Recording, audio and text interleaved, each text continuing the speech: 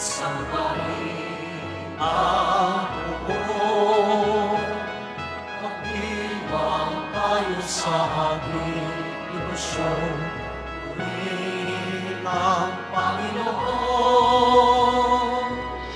Ibaong Jesus Nazareno, awit ang mabuti, alay namin sa'yo. Ibig ng dalangin at pagsamo ng bayan mo. Ibaong Jesus Nazareno.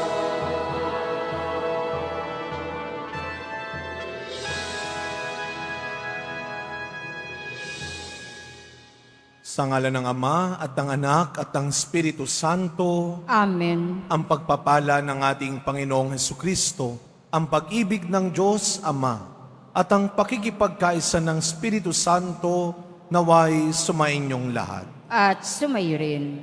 Mga kapatid, sa araw na ito ay ginugunita po natin ang kapistahan ni na San Cirilo, monghe, at San Metodio, isang obispo.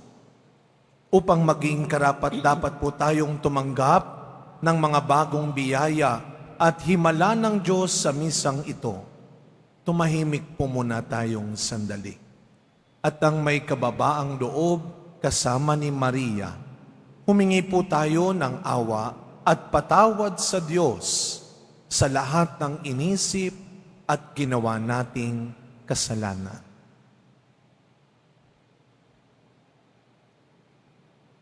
Sinugong tagapagpagaling sa mga nagsisisi, Panginoon, kaawaan mo kami.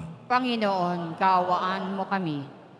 Dumating na tagapag-anyayang mga makasalanay magsisi, Kristo, kaawaan mo kami. Kristo, kaawaan mo kami. Nakaluklok ka sa kanan ng Diyos Ama para ipamagitan kami. Panginoon, kaawaan mo kami. Panginoon, kaawaan mo kami. Kaawaan tayo ng makapangyarihang Diyos, patawarin tayo sa ating mga kasalanan, at patnubayan tayo sa buhay na walang hanggan. Amen. Manalangin po tayo. Ama naming makapangyarihan, pinasapit mo sa mga bansa ng silangang Europa ang liwanag ng mabuting balita noong ito'y ipangaral ng magkapatid na San Cirilo at San Metodio. Ang aming buong pagkatao ay mapuspos nawa ng liwanag ng kabatiran tungkol sa iyong salita. Kami naway maging sambayanang nagniningning sa ganap na pagkakaisa sa matapat na pananampalataya at maaasahang paninindigan sa pamamagitan ni Jesucristo kasama ng Espiritu Santo magpasawalang hanggan. Amen. Magsiupo ang lahat. Pagbasa mula sa aklat ng Henesis. Ang ahas ang pinakatuso sa lahat ng hayop na nilikha ng Panginoon. Minsay, tinanong nito ang babae, "Totoo bang sinabi ng Diyos na huwag kang kakain ng anumang bungang kahoy sa halamanan?" Tumugon ang babae, "Hindi naman. Ipinakakain sa amin ang anumang bunga sa halamanan. Huwag lamang ang bunga ng puno na nasa gitna niyon. Pag kami raw ay kumain ng bunga nito o humipo man lamang sa punong iyon, mamamatay kami." "Hindi totoo yan. Hindi kayo mamamatay," wika ng ahas. Gayon ang sabi ng Diyos, sapagkat alam niyang kung kakain kayo ng bunga niyon, magkakaroon kayo ng pagkaunawa. Kayo'y magiging parang Diyos. Malalaman ninyo ang mabuti at masama. Napakaganda sa paningin ng babae ang punong kahoy at sa palagay niya'y masarap ang bunga nito. Nabuo sa isipan niya na mabuti ang maging marunong. Kaya't pumitas siya ng bunga at kumain. Kumuha rin siya para sa kaniyang asawa. Kumain din ito. Nagkaroon nga sila ng pagkaunawa matapos kumain. Noon nila na lamang sila'y hubad, kaya kumuha sila ng mga dahon ng igos, pinagtangi-tagni at ginawang panakip sa katawan. Pagdadapit hapon, narinig nilang naglalakad sa halamanan ang Panginoon, kaya't nagtago sila sa kahuyan. Ang salita ng Diyos. Salamat sa Diyos.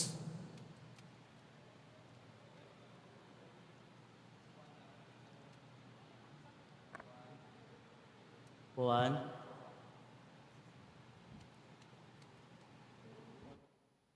Mapalad ang pinagbigyang mahango sa kasalanan. Mapalad ang pinagbigyang mahango sa kasalanan.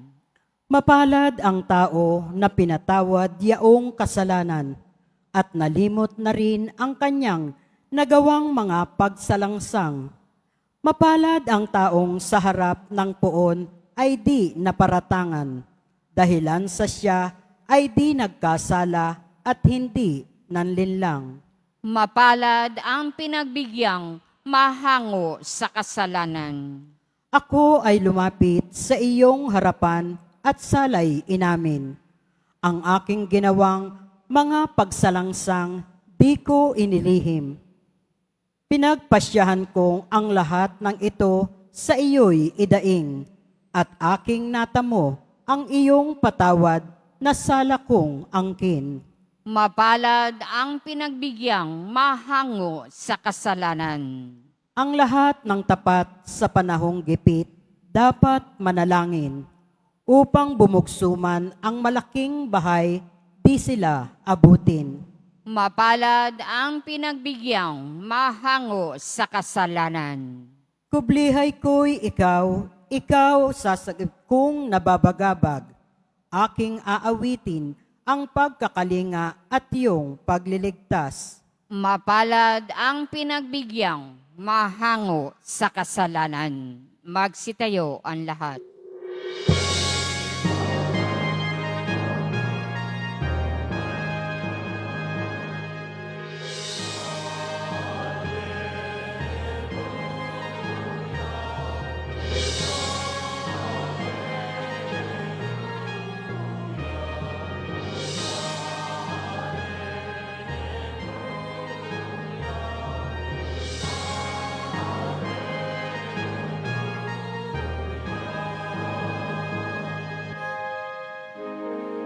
Kami iyong pangaralan upang aming matutuhan ang salitang bumubuhay. Hallelujah.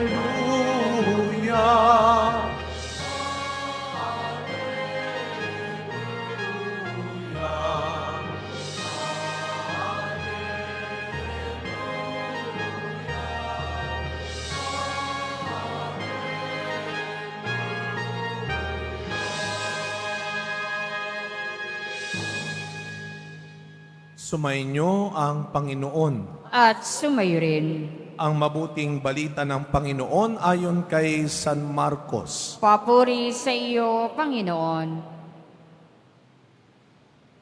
Noong panahong iyon, pagbabalik ni Jesus mula sa lupain ng Tiro, dumaan siya sa Sidon at nagtuloy sa lawa ng Galilea, matapos tahakin ng lupain ng Decapolis.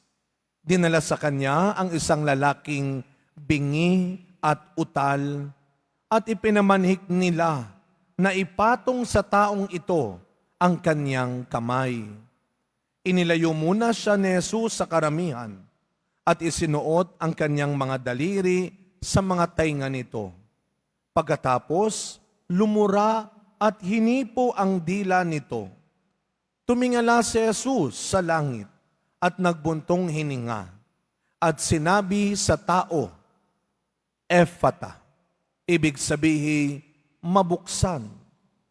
At nakarinig na ito, nawala ang pagkautal at nakapagsalita na ng malinaw. Sinabi ni Jesus sa mga tao na huwag ibalita ito kanino man.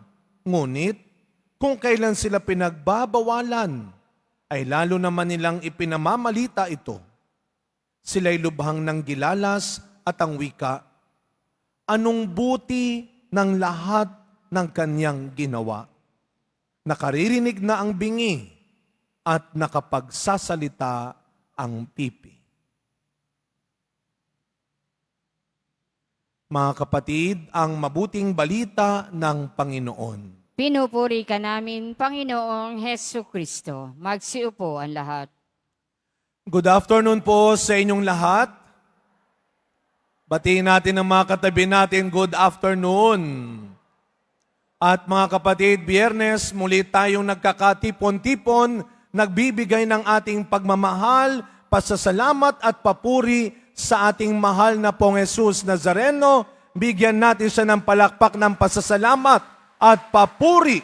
Mas malakas ang tindi ng init ng araw ngayon. No? And alam ho natin na espesyal ang araw na ito para sa ating lahat.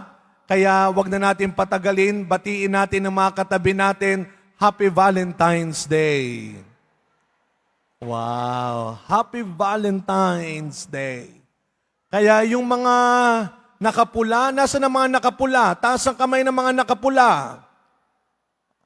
Yun lang naman, naitanong ko lang yung mga nakapula. Happy Valentine's Day sa ating lahat, mga kapatid.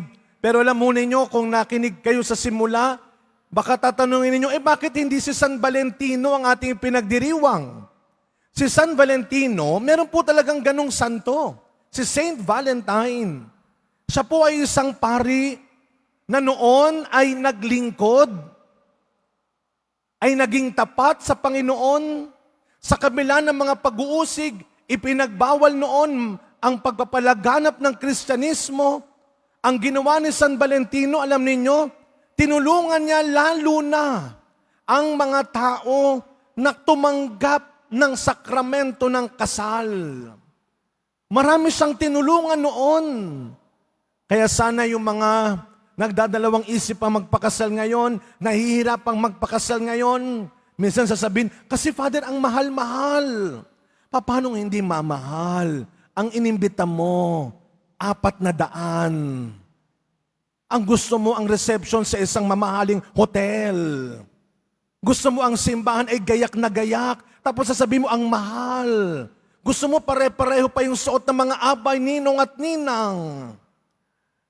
Kaya ito pong araw na ito, ialay natin sa mga dapat nang magpakasal at nahihirapang magpakasal sa tulong ni San Valentino.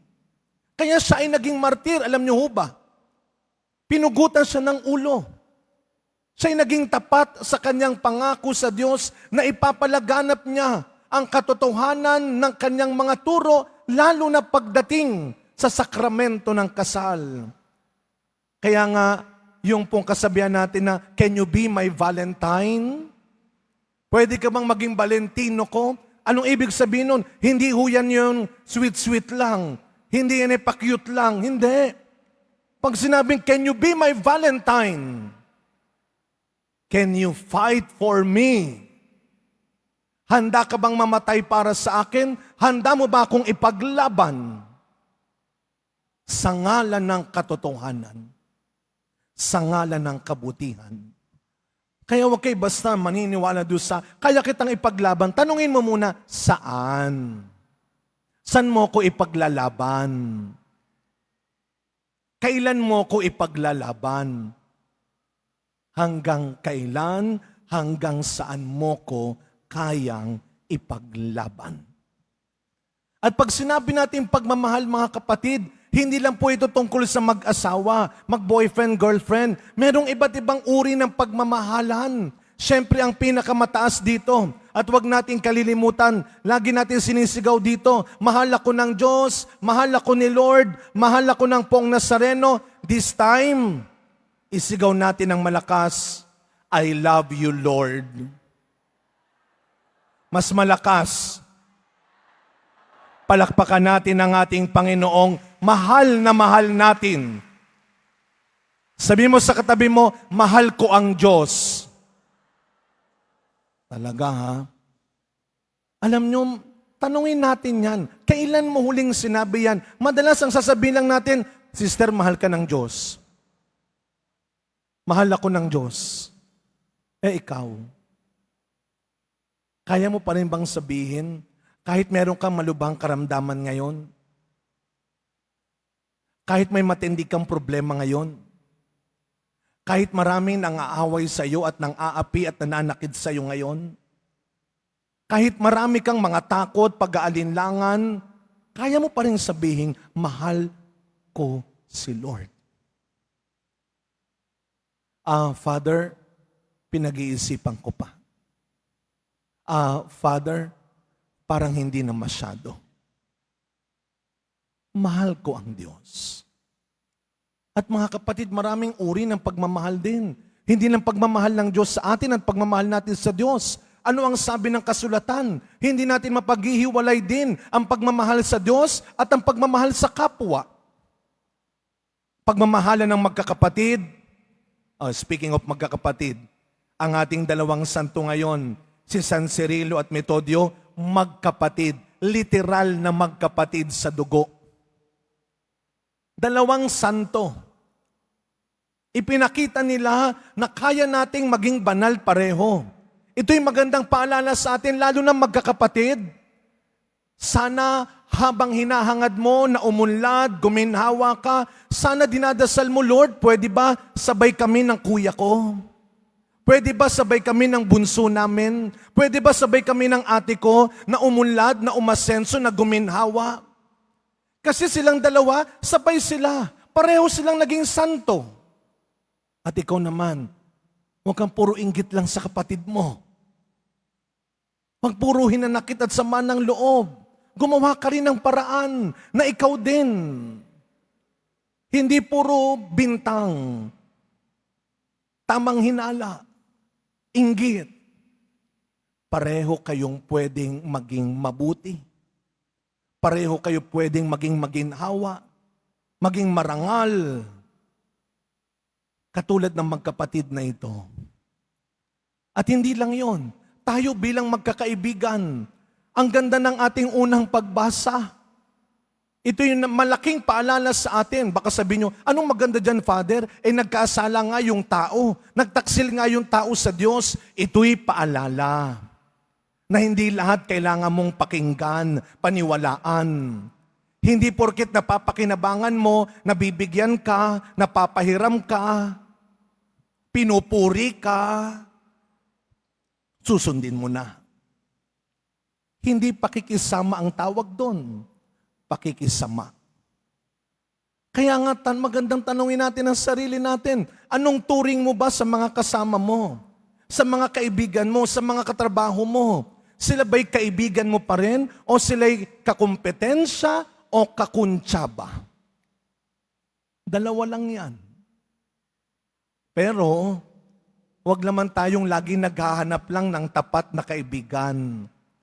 Sana, ikaw din, sinisikap mong maging tapat na kaibigan. Lagi kang naghahanap, pero ikaw, hindi naman. Lagi mong hinahanap sa ibang tao. Lagi mong hinahanap sa mga kasama mo. Sana yung mga kasama ko, maging mabait, maging tapat, maging generous, maging mapagpasensya. Baka sabihin sa iyo nila, alam mo, reregaluhan ka namin ng salamin. Magsalamin ka rin. Para makita mo rin sa sarili mo ang hinahanap mo sa ibang tao. Kaya napakaganda ng ating ebanghelyo. Siyempre baka ang naalala nyo lamang ay ang Panginoon at ang utal na lalaki na pinagaling niya. Sandali lang. Meron pang mga karakter sa Biblia o sa gospel natin ngayon na hindi nabanggit. Naalala nyo po ba? Sino yung mga nagdala doon sa lalaki kay Kristo? Hindi binanggit ang pangalan nila. Basta may nagdala sa Kanya, sa Panginoon. Yan ang malaking hamon sa atin. Kung paano mo kayang tumulong ng hindi nakikilala ng iba.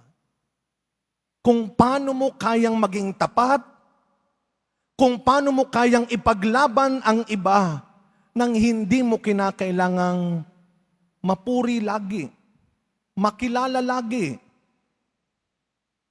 maparangalan lagi. Kuminsan, tandaan natin, maraming tao na ang umiyak dahil sa pag-ibig. Ilang kaya sa inyo dito ang umiyak dahil sa pag-ibig? Wag ko kayo magsisi at wag kayong magtataka kung bakit kung kailan ka nagmamahal, lalo kang nasasaktan. Kung bakit kung kailan ka nagmamahal, umiiyak ka. Ay meron pong magandang pamagat ng kanta.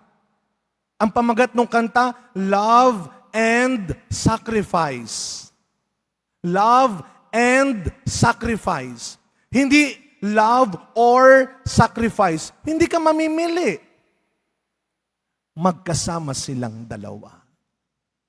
At huwag kang mag-alala kung ikaw man ay muling umiyak. Iiyak ka, hindi dahil nasaktan, hindi dahil iniwan ka. Isang araw, iiyak ka dahil tinupad, ginawa na ng Diyos ang hiningi mo sa Kanya. Amen? Palakpakan natin ang ating Panginoong nagmamahal sa atin. Kaya nga ho, tignan ho ninyo yung mga tao, yung mga napakatapat na magulang. Alam nyo, ikaw magulang ka, alam mo kung anong ibig sabihin nito. Yung bang iniiyak mo na lang, pero mahal na mahal mo. Pero kasabay ng pagmamahal mo ay ang pag-iyak mo para sa kanila. At tandaan natin mga kapatid, ipinakita ni Kristo sa krus ang dakilang tanda ng pagmamahal. Kung saan naganap ang love and sacrifice.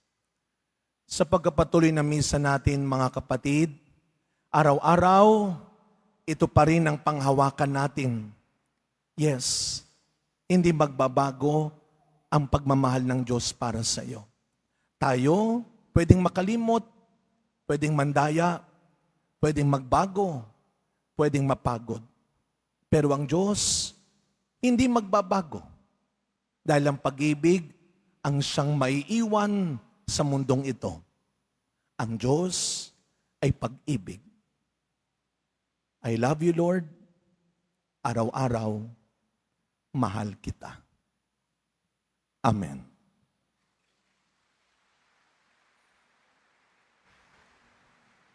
Magsitayo ang lahat.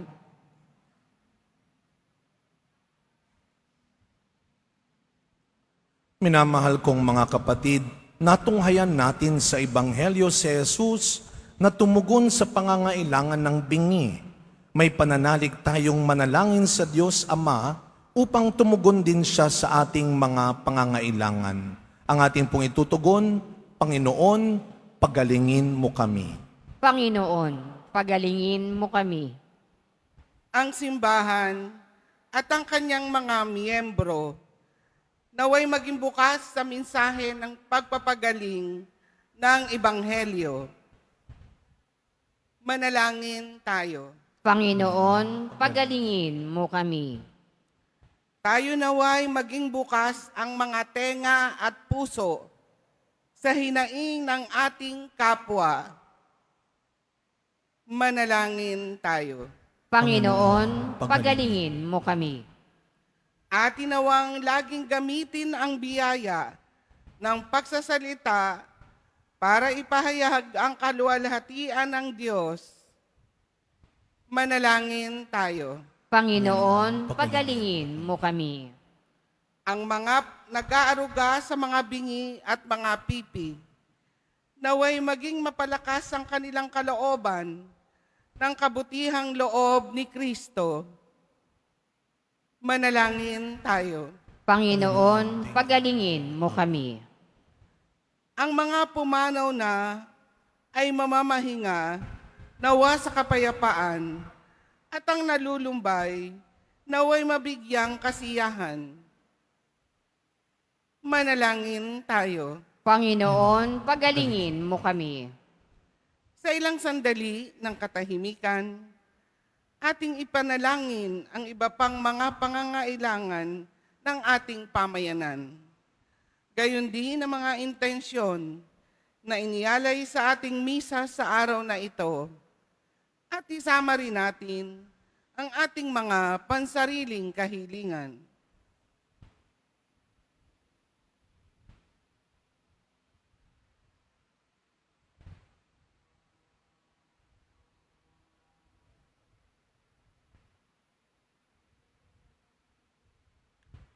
Manalangin tayo. Panginoon, pagalingin mo kami. Ama naming mapagmahal, hilumin mo po ang aming pagkamakasarili at buksan mo po ang aming mga puso sa pagtanggap ng mabuting balita ng kaligtasan. Hinihiling namin ito sa pangalan ni Kristong aming Panginoon. Amen. Magsiupo ang lahat.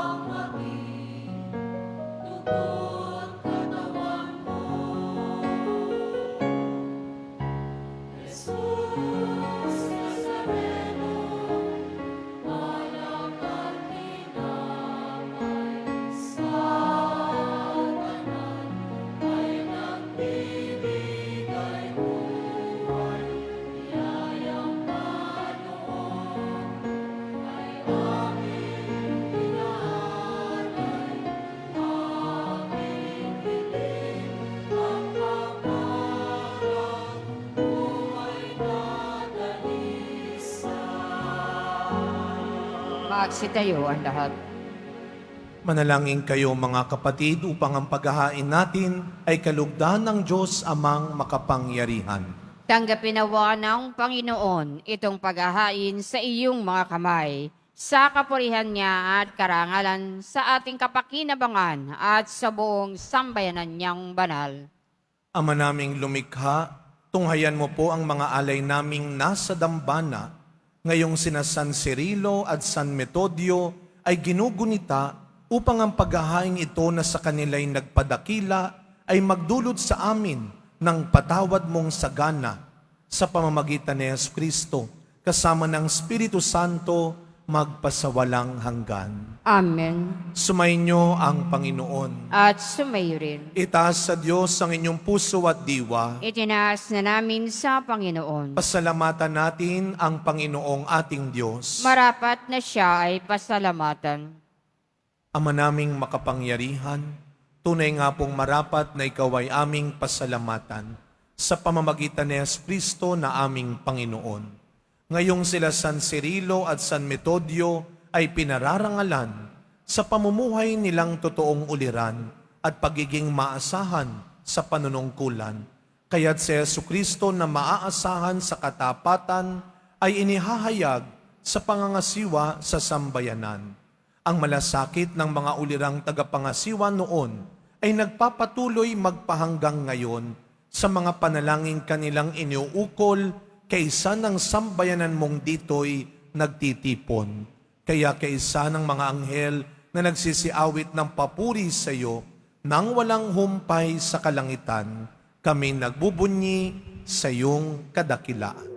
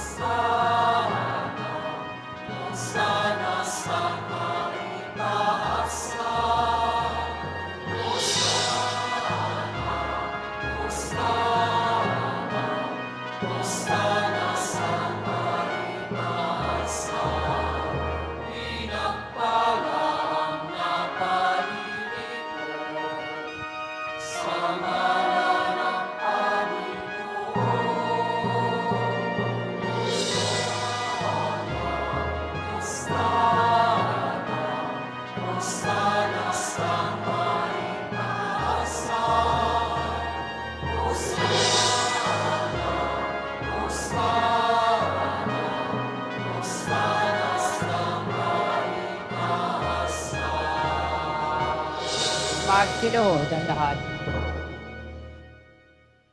Ama naming banal, ikaw ang bukal ng tanang kabanalan. Kaya't sa pamamagitan ng iyong Espiritu, gawin mo pong banal ang mga kaloob na ito upang para sa amin maging katawan at dugo ng aming Panginoong Hesukristo. Bago niya, pinagtiisang kusang loob na maging handog. Hinawakan niya ang tinapay, pinasalamatan kanya, pinaghati-hati niya iyon. Iniabot sa kanyang mga alagad at sinabi, "Tanggapin ninyong lahat ito at kanin. Ito ang aking katawan na ihahandog para sa inyo."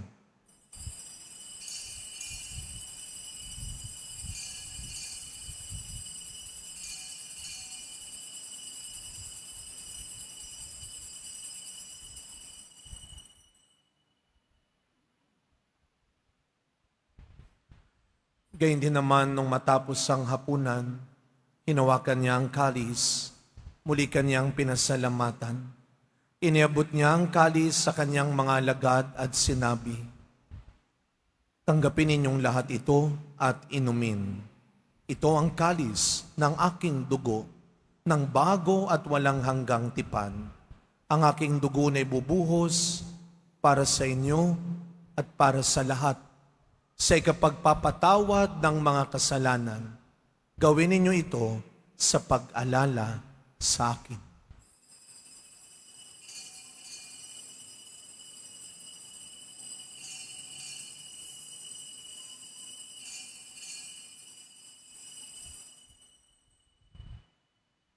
Magsitayo ang lahat.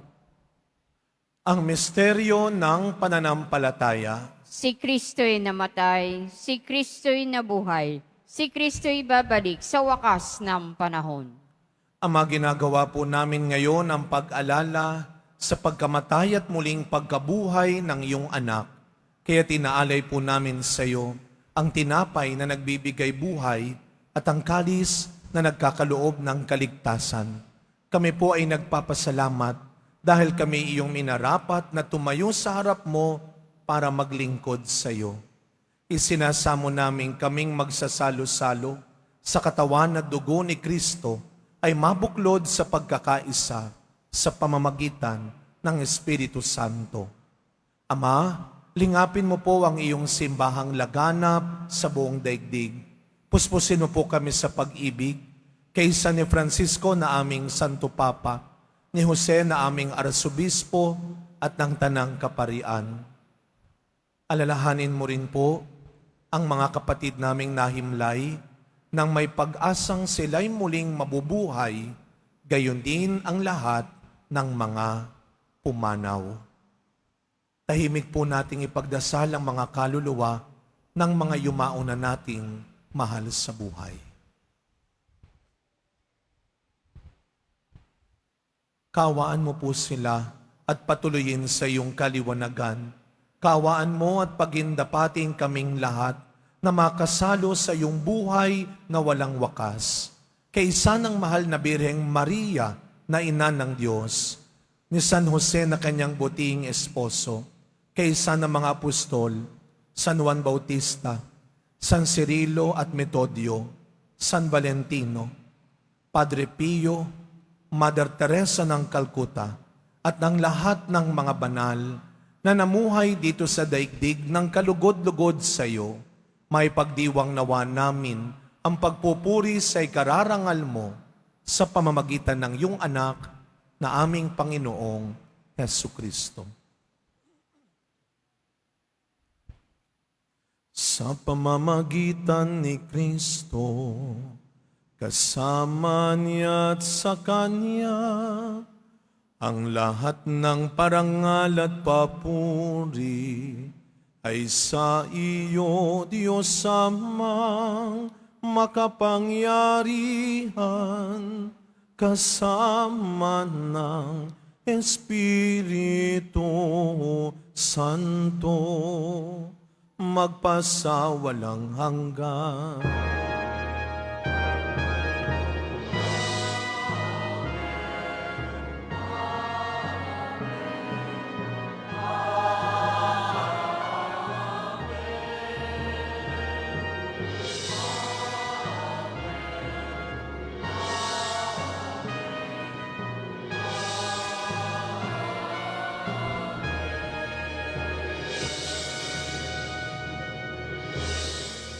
bilang mga anak ng ating mapagmahal na Ama sa langit.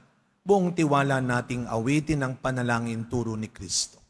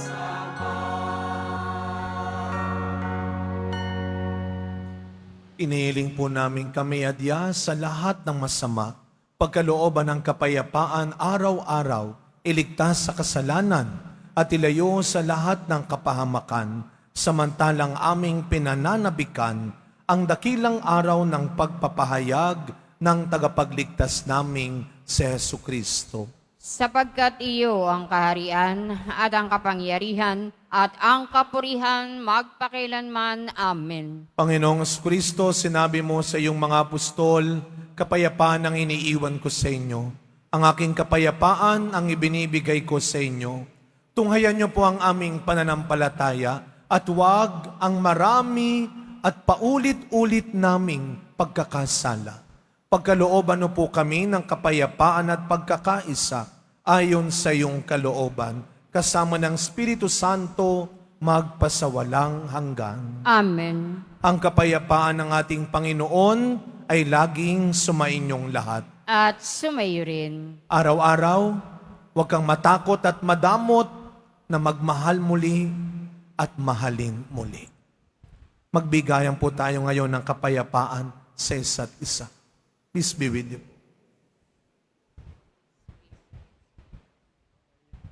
Kordero ng Diyos na nag-aalis ng mga kasalanan ng sanlibutan, maawa ka sa amin. Kordero ng Diyos na nag-aalis ng mga kasalanan ng sanlibutan, maawa ka sa amin. Kordero ng Diyos na nag-aalis ng mga kasalanan ng sanlibutan, ipagkaloob mo sa amin ang kapayapaan. Magsiluhod ang lahat.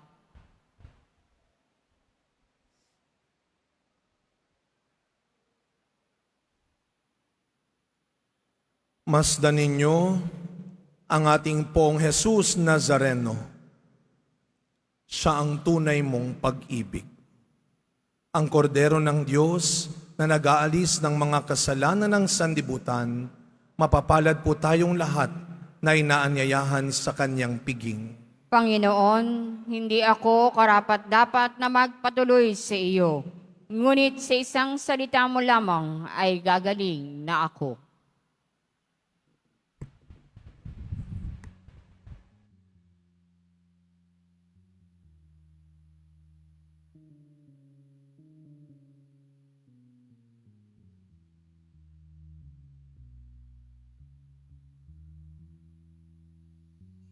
Para sa lahat ng tatanggap ng banal na komunyon, sasagot po tayo ng amen pagkasabi ng pari o ng lay minister ng katawan ni Kristo at isubo agad sa bibig bago umalis sa harapan ng pari o lay minister. Sumunod po tayo.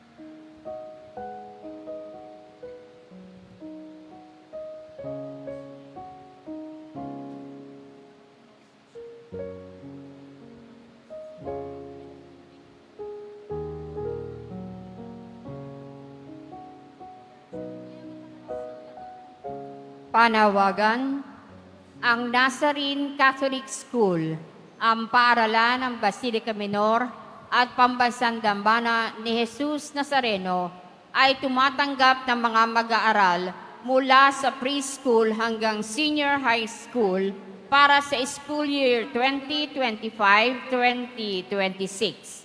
Sa mga mag-aaral na papasok para sa grade 1 at grade 7, ang paaralan po ay magbibigay ng libreng mga libro sa darating na pasukan. Mayroon din pong academic discount sa mga mag-aaral na kabilang sa top 10 na papasok ng grade 1 at grade 7. May matatanggap na 13,000 ESC subsidy ang mga grade 7 na patuloy na matatanggap hanggang sa sila ay makarating ng grade 10. Bukod pa po dito, ang lahat ng mga mag-aaral na papasok bilang grade 11 mula sa public school ay maaari pong mag-enroll ng libre at wala nang babayaran hanggang siya ay matapos ng senior high school. Para sa karagdagang impormasyon, tulong pang edukasyon pinansyal, diskwento, at mga scholarship, maaari kayong mag-message sa The Nazarene Catholic Schools Facebook page o tumawag sa mga sumusunod na numero na nakapaskil sa ating LED screens. Pagkatapos ng misa, wiwisikan po ang lahat ng banal na tubig. Pinakikiusapan ng lahat na manatili lamang muna sa inyong mga lugar. Tanging sa Quezon Boulevard o sa Plaza San Juan lamang ang labasan ng lahat. Sumunod po tayo. Maraming salamat po sa inyong pagdalaw at pagsisimba sa Basilica Minor at Pambansang Dambana ni Jesus Nazareno. Magsiluhod po ang lahat at atin dadasalin ang panalangin sa mahal na pong Jesus Nazareno. Mahal na pong Jesus Nazareno, banal ang iyong pangalan. Dinadakila at pinasasalamatan ka namin. Nagpakababa ka at sumunod sa kalooban ng Ama. Pinasan mo ang krus at nag-alay ng buhay para sa aming kaligtasan. Tanggapin mo ang aming dasal at sakripisyo. Itulot mo na kaming sumasamo ng buong katapatan at pagmamahal. Magbahagi ng mabuting balita. Magsisi at itakwil ang kasalanan at masama. At maghatid ng awa at kapayapaan sa aming kapwa.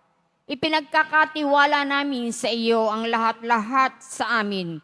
Ipinapanalangin namin ang mga nangangailangan ng iyong tulong. Ipinapaubaya namin sa iyo ang aming mga kahilingan.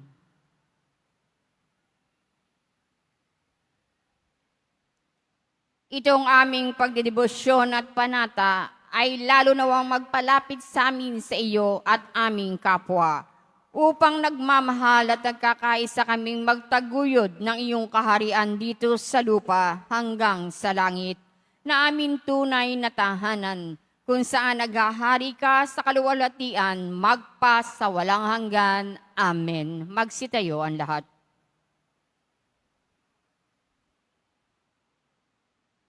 Manalangin po tayo. Ama naming mapagmahal, ang mga nakinabang ngayong ginugunita sina San Cirilo at Metodio ay pagtibayin nawa at pag-ibayuhin sa paninindigan sa kabuuan ng pananalig at sa pagtahak sa ipinakitang landasing hahantong sa pagkasagip sa pamamagitan ni Jesucristo kasama ng Espiritu Santo magpasawalang hanggan. Amen. Hindi man laging madali ang magmahal, ito ay magiging tunay kung nakaugat sa buhay at halimbawa ni Jesus Nazareno. Sumainyo ang Panginoon. At sumayo rin. Yumuko po kayo habang ginagawad ang pagbabasbas. Mahal na pong Jesus Nazareno, inihayag mo sa pamamagitan ng krus ang walang maliw na pag-ibig ng Diyos sa sangkatauhan. Pakinggan mo po ang kahilingan lalo na para sa mga nangangailangan ng iyong tulong at awa. Makamtam nawa namin ang iyong kasagutan na may utang na loob na tinatanaw. Basbasan din ninyo itong mga imahe at dasalan upang lalo kaming manalangin at magtiwala. Sa pamamagitan ng bendisyon na ito, naway lalo kaming maging mapaglingkod, masunurin at tapat sa iyo na aming maluwalhating Panginoon magpasawalang hanggan. Amen. Naway pagpalain at ingatan ang inyong pamilya ng ating mapagmahal na Diyos, Ama, Anak, at Espiritu Santo. Amen. Tapos na po ang ating pagdiriwang, humayo kayong taglay ang pag-ibig ng Poong Jesus Nazareno. Salamat sa Diyos.